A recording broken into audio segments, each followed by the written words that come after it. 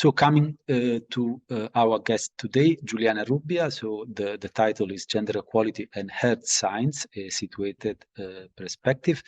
Juliana Rubbia is a physicist, is a senior technologist at the National Institute of Geophysics and Volcanology in Italy, and she's now based in Milan. I mean, she joined the Earth Science community in the middle of the 90s, so quite a lot of experience and from her, and she has been a researcher in information technology at the beginning of her career, and she developed the first online seismicity data banks for Italy.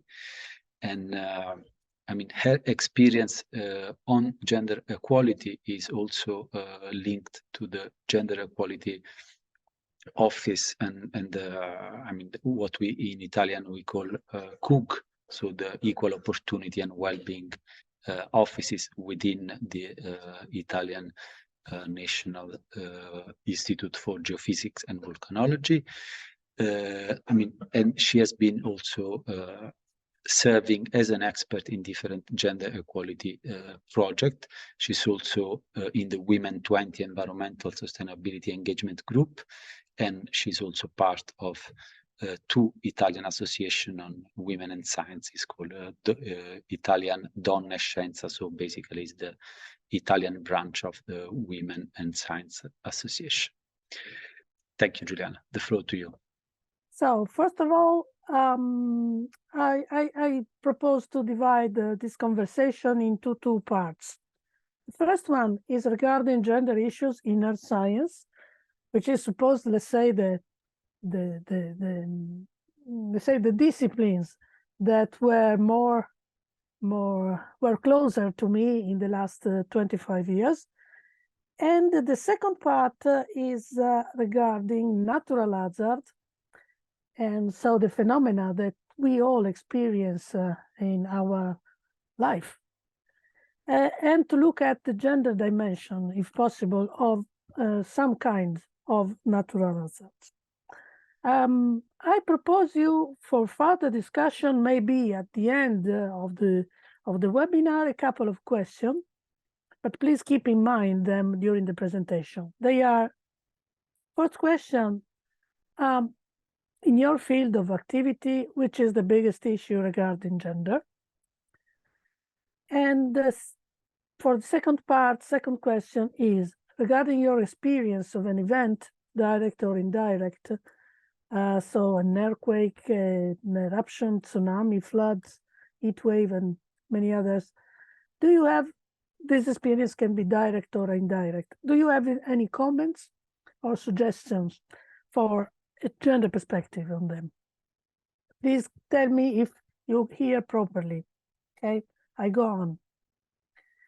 So, why a situated perspective? First of all, because myself, so the speaker, is a woman.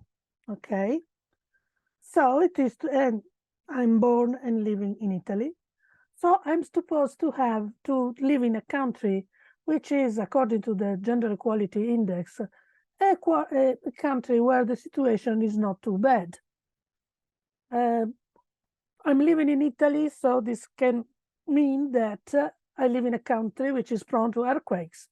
And you see here a seismic risk map. I'm a senior technologist at INGV, so it means that I have a specific profile, which is similar to researcher, but it's a little different. We can go in details further. I am a senior technologist, so I am a bit old in my career. And I am in the, let's say, group of people, of wonderful colleagues that you find here, a sort of collage of photos that were taken during the February 11 day, which is the day devoted to women and girls in science. All this and many other conditions for sure affect my perspective. Let's go in details of some of them. So first of all, my institute, the institute where I work, which is a public research organization devoted to scientific research and technology development. The mission is understanding the dynamics of the Earth and mitigate associated natural risks. My institute and colleagues perform monitoring and surveillance activity regarding to earthquakes, volcanoes, and some environmental issues. We design and manage and maintain research infrastructures, and of course are involved in outreach and public engagement. I would like to go more in details about earth science and gender issues, starting from this photo, which was taken on one of the first Geoethics Day. And you know bioethics, and there is also geoethics since, let's say, 10 years. And I proposed that geoethics, think ethically to our planet, includes the diversity management. And in those years, I was still involved in gender equality. A typical dimension is that of staff by gender, is to look at staff by gender, as you can imagine. And I put here some figures from my institute, which is a STEM community with about, of course, due to the mission, with about 1,000 employees. We do have researchers and technologists, with the so-called research staff. We have technicians and administrative staff. The proportion is 38-62, let's say, in the whole staff, male and female, with the predominance of male. And we do have, if we look at the profiles, we do have men, more researchers and technicians, while we have a predominance of women in the administrative staff. If we go further and we look at the research staff more in detail, we find the typical scissor graph, in that we have percentages, male, female. At the beginning, which is in the left part of the graph, we do have a more or less sort of balance between male and female colleagues at the entry level. Then at the senior level, we have, let's say, dividing 72 men and 28 women.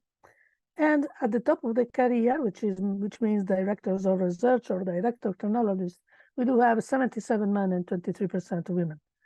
This is a typical situation, which is, let's say, seen in many institutes over Europe, where the main focus is STEM disciplines. If we go further to looking at boards and to the leadership, we have a board of administration of 5 persons, 1 is a woman, a scientific council of 4 persons, 1 woman. We do have a couple of administrative directors, 1 man and the other woman. And regarding director of departments, we have 1 woman upon 3, and the departments are called so-called earthquakes, volcanoes, and environment. And they are a sort of grouping of research activity. And then we have director of divisions. Divisions are a sort of grouping of people, say unit of personnel. We have 10 over the Italian territory and from north to south. And we have 10 people, 10 directors, 4 of them are female. There is a big let's say, improvement since some years, let's say. At the beginning of the, let's say, 20 years ago, this was not the photograph, okay? According to, let's say, the editor of a prestigious journal of the American Geophysical Union, we can say that the progress toward gender parity is steady but slow. And in fact, if we look at some situations, we see this. And for example, in Italy, in the university, professors are in the last 20 years increased from 23, let's say, to 29%, and full professor from 9% to 18, which is good. But we do have papers, and one is quoted at the bottom of the slide, that regard precariousness of early stage careers, of early stage researchers, that is clearly stated is exacerbated in the case of women. In USA, regarding female professors, we do have assistant 46%, professor 34%, full professor 19%. And in Australasia, according to a work of Andeli et al., we do have more or less the same ratio. So 26 up to 74 female to male researchers. There is another way of looking at this, let's say, position occupied or offered to women, which is, for example, the editorial boards. There is a study of Enrique Garcia that is about 60 geology journals, when it is found that in 80% of cases, the editor-in-chief is a man, and that in that editorial boards, 80% of the members that compose the editorial board are men and 20% are women. And this is said that this is, let's say, we can say that this is the typical underrepresentation of women in geoscience. We do have also some positive trends.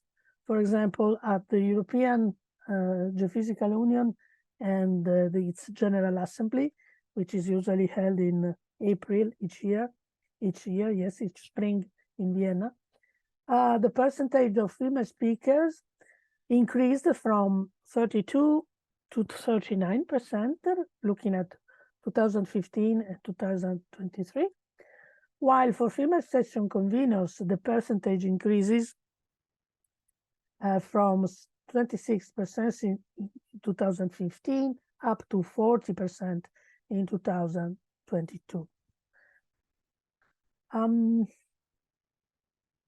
Yes, and these kind of issues are addressed by institutions, but recently also by scientific societies.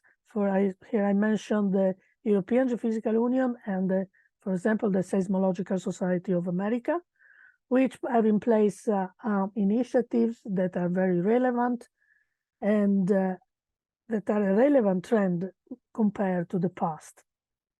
In Italy, for example, since a couple of years ago, we do have let's say a new division of the Italian Geological Society, which is called Pangea, Geosciences Without Borders, and it is dedicated to equality, diversity, and inclusion initiatives. And furthermore, there are many dedicated associations around the world that are, let's say, in general, women associations with specific regarding a specific discipline. Women in, I don't know, oceanography, women in remote sensing, and so on. Myself, as Lucio has said before, I belong to an association which have several kind of disciplines in it. And so maybe we are fertilizing our ideas and behaviors each other. I proposed you an interesting survey that is quoted at the bottom, which has been published last year in 2020. Last year in Natural Hazard and Earth System Science, in the framework of European Geophysical Union, and there were very basic but important questions that I reported here. 4 questions. First, what is, in your opinion, the biggest challenge that we are facing in the field of natural hazards? 2, what is the most important challenge you believe exists in the field of natural hazards with respect to gender?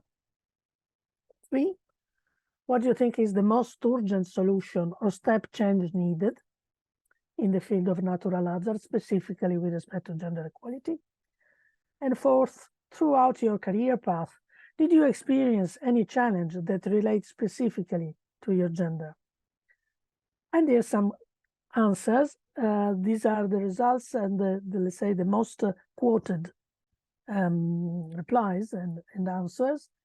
And regarding the first question, bigger challenges, let's say the study, the phenomena, the investigation, the biggest challenges are first, lack of proper risk assessment and long-term forecasting for climate change and weather extremes and anthropogenic impact on the environment.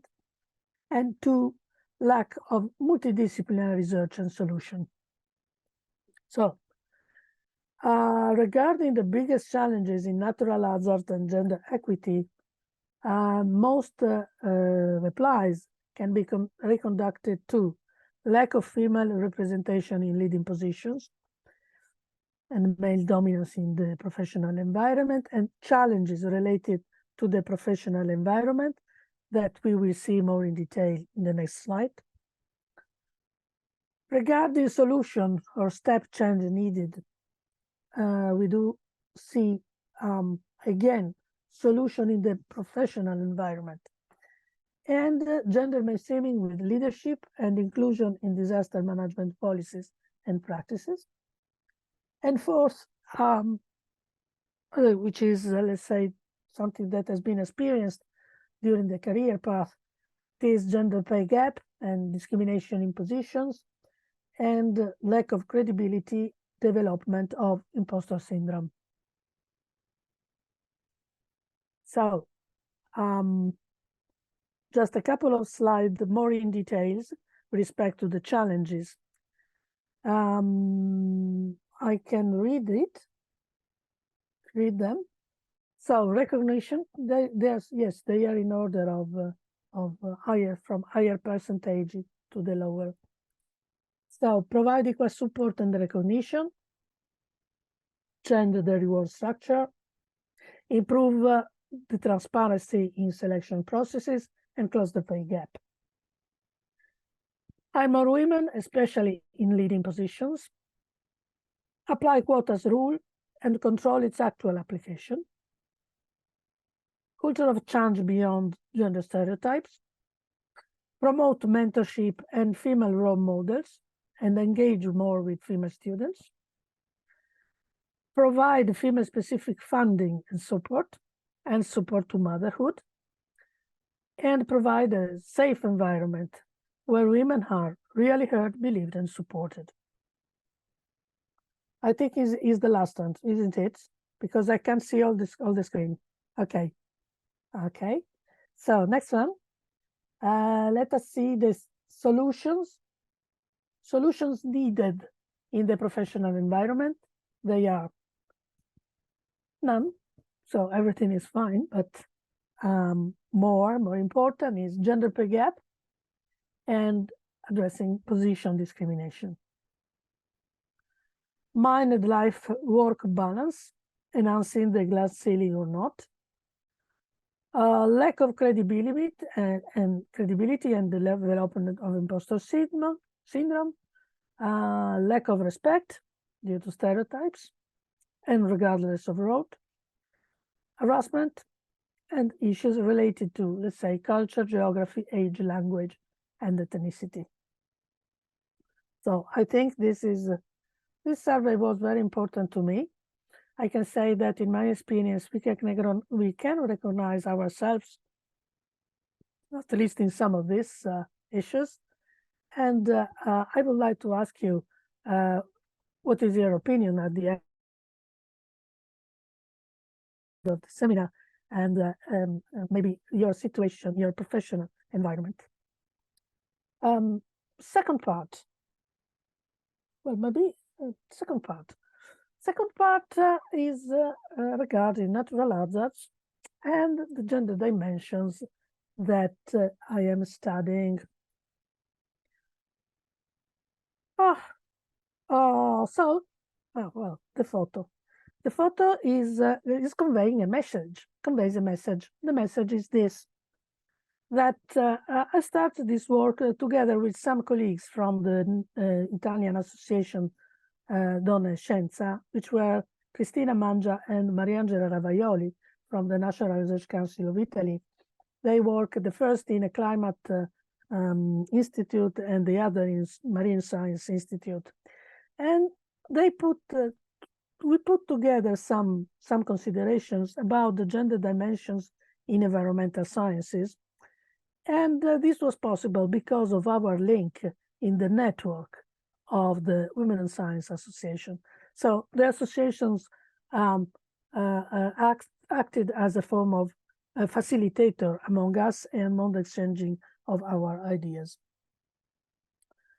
With respect to the more general framework, okay, of gender equality, of course, I propose you here the scheme for which was highlighted when we started thinking to Rise in Europe. And in particular, we will see the integration of gender dimension into research and teaching content. The content are natural hazards that I do not call natural disasters because they become disasters if the situation is not properly managed, but by themselves, they are events, natural events. You have here a classification, which is, well, very simple. We do not go into detail on this, but just to mention geophysical, so earthquake, mass movement, volcanic activity, hydrological, so floods, landslide, wave actions, and so on. Meteorological, climatological, and so on. I will address just a few cases, 3 cases of this kind of hazards.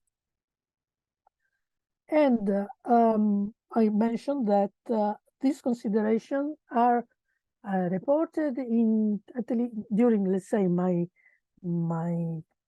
I can't say my career path, but my say increasing of awareness and investigation about the subject into 3 main papers. They are the one that I've quoted before, that was presented at the Gender Summit in London in 2018. An opinion article that I published last winter on Frontier in Earth Science, and the title is Natural Hazards and Earthquake Science, Gender Matters. And the third is a paper that we produced with 2 colleagues of the Gender and Talent group, which is an interesting group in the National Residence Council regarding gender. And it is about Women 20 group, that is the engagement group of women that refer to G20. And it's about the co-sharing of responsibilities between, let's say, society and politicians. So we can say that gender lens in natural hazards matter. This is, let's say, the mantra in the overall presentation, and that further investigations and specific policies are needed. During the last years, let's say both 10, 12, 20 years, many papers have been published, and many papers regarding disaster risk reduction have been published, and even more during years. In some of them, we do not have mention of gender, because they are, in most cases, the society which is impacted by the natural events is seen as, say, as a whole, without differentiation, and this is a part. On the other hand, we do have resources which began to appear, which are studies and recommendations, and some of them are picture. I have some pictures of them here. So we have bibliographies, for example. We do have a report of World Bank of the World Bank Group. We have many papers in some journals, for example, the International Journal of Disaster Risk Reduction, the International Journal of Environmental Research and Public Health, Science and the Total Environment, Natural Hazard and Earth System Science. These are the locations where some papers and some specific studies began to appear. And we do have also guidelines, for example, from the Red Cross or from units of the United Nations, from the Disaster Risk Reduction Unit, or from UN Women Unit, and we will see some aspects of them. So I propose here, I will propose here just a few cases. Of course, there are many more, but just to give, let's say, the taste of the situation. So this is an article, a paper that I liked very much at the beginning of my work, because it has mainly two messages that, in my view, are very important. First, the differences between in risk perception between men and women. And the author, which is Šefčovič of the University of Belgrado, wrote, significant differences appeared to revolve around men's perception of being more prepared and being more active or willing to be involved in or led by community-level activities. So men to be active and more prepared and perceive themselves more prepared. And women generally reported being less confident, but perhaps had more realistic views about being prepared, while also reporting more household and family level cares, concerns, and preparedness behaviors in selected areas. So this paper is referred to floods that struck Serbia in 2014. And what I liked much, it was, of course, the statement about different risk perceptions, of course, it is a point. And the second is that they say, perhaps, we suggest that this is our interpretation. So I think this is it's intriguing, because it suggests that you do not have, let's say, true points in per se, but maybe you, as an investigator, as a researcher, suggest something or some interpretation. And the second point is that they called for actions, because they said, well, we performed an analysis, so these are the results, but we do need action at political level. And in particular, they are listed here. So engage in more in-depth research on gender roles, including more in-depth qualitative or mixed methods research. Develop strategies to empower women, educate men, and promote the gender working together in a synergic way to prepare effectively, while also perhaps at the same time overcoming gender stereotypes,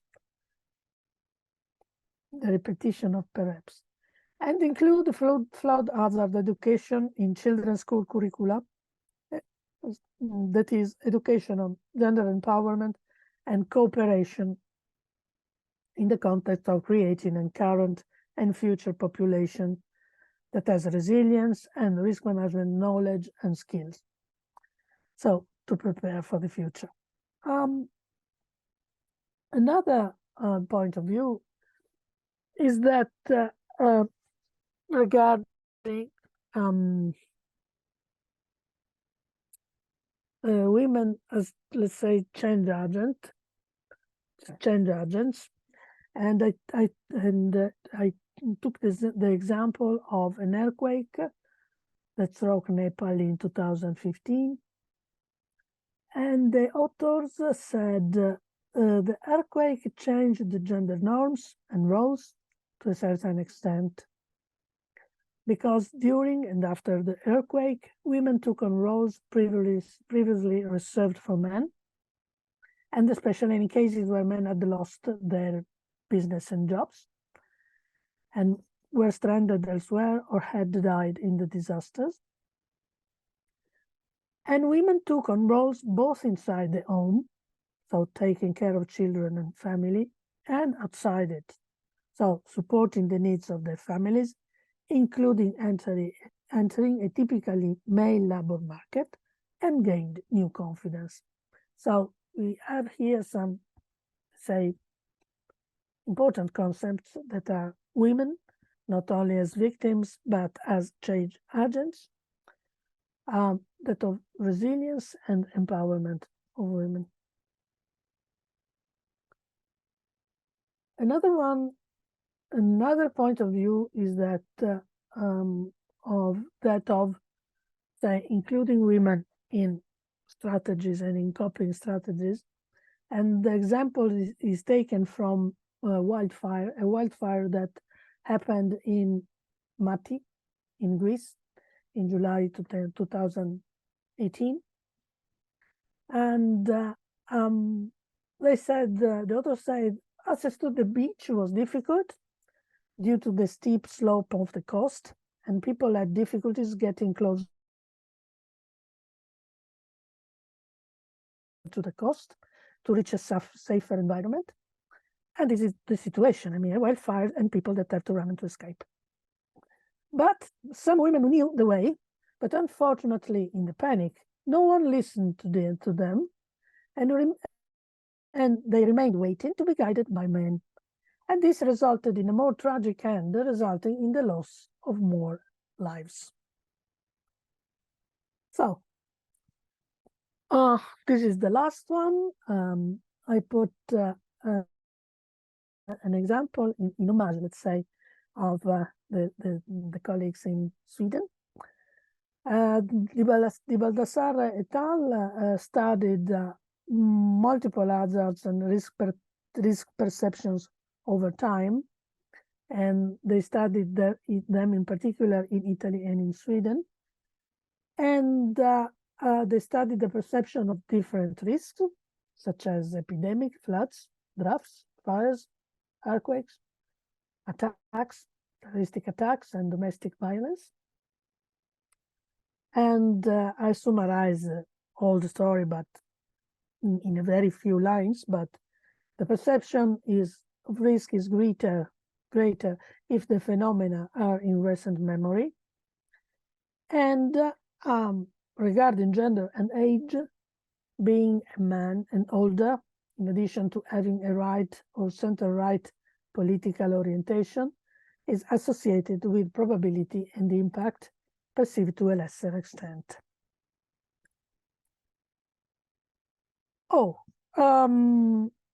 I said I mentioned some studies, research studies, investigations, but we do have also recommendations how to behave, how to manage all these situations, or try to manage and to cope with.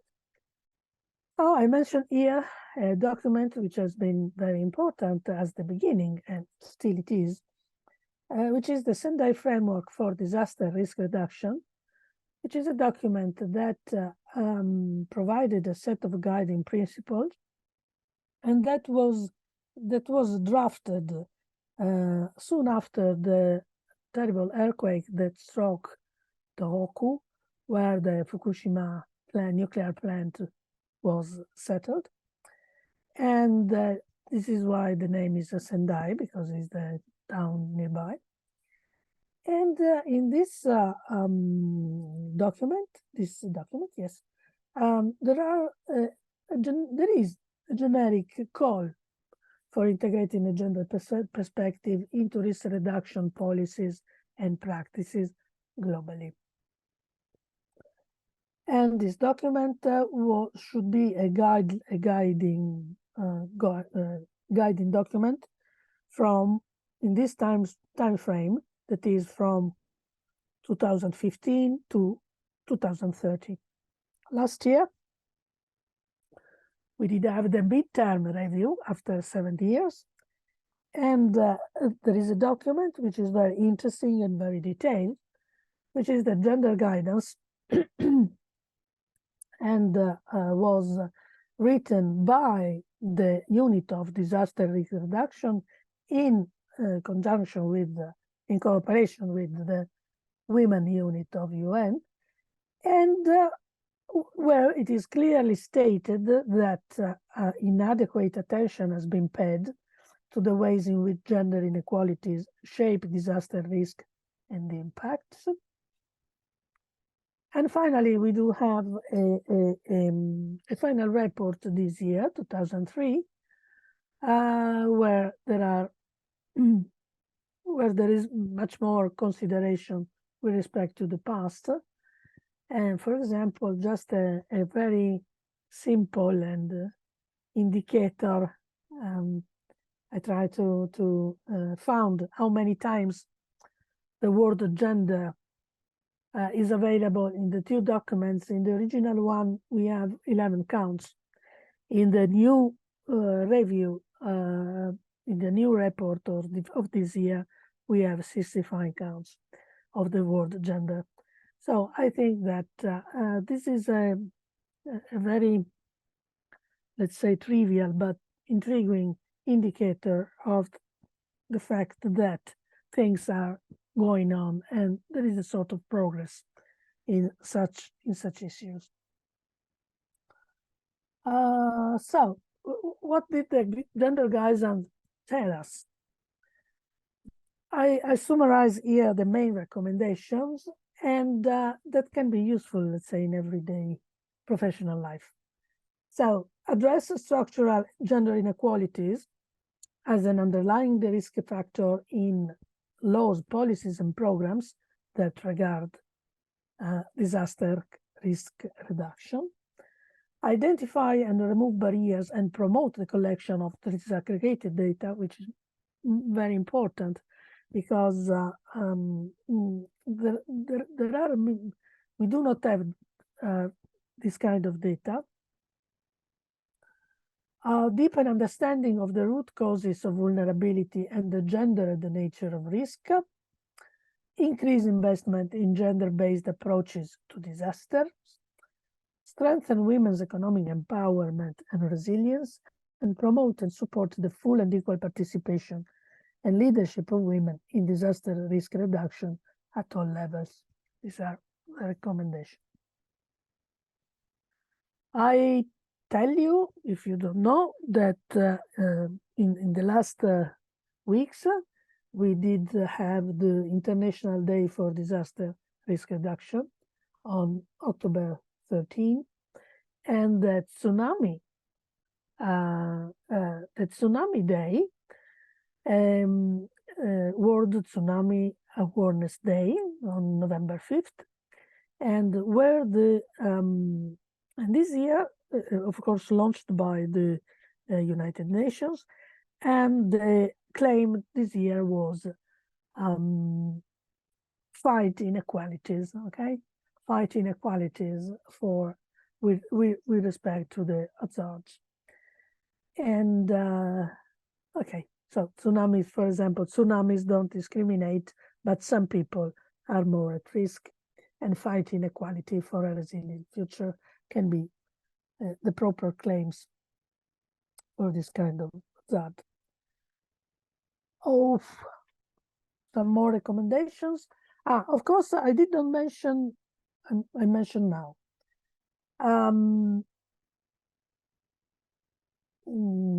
After. So decolonizing knowledge, it means that if the faces of disaster victims globally are people from the south of the world, the question is, why have the faces of those who study disaster remained predominantly Western. Second, always call for more inclusive knowledge production and sharing in disaster studies, and more equitable relations among scholars, regardless of their ethnicity, gender, and socioeconomic conditions, and move beyond silo thinking. And I suppose this is clear. Let's say that there is a bulk of literature which is in English, and it comes from the global north, and it should some others contributions should be considered and promoted.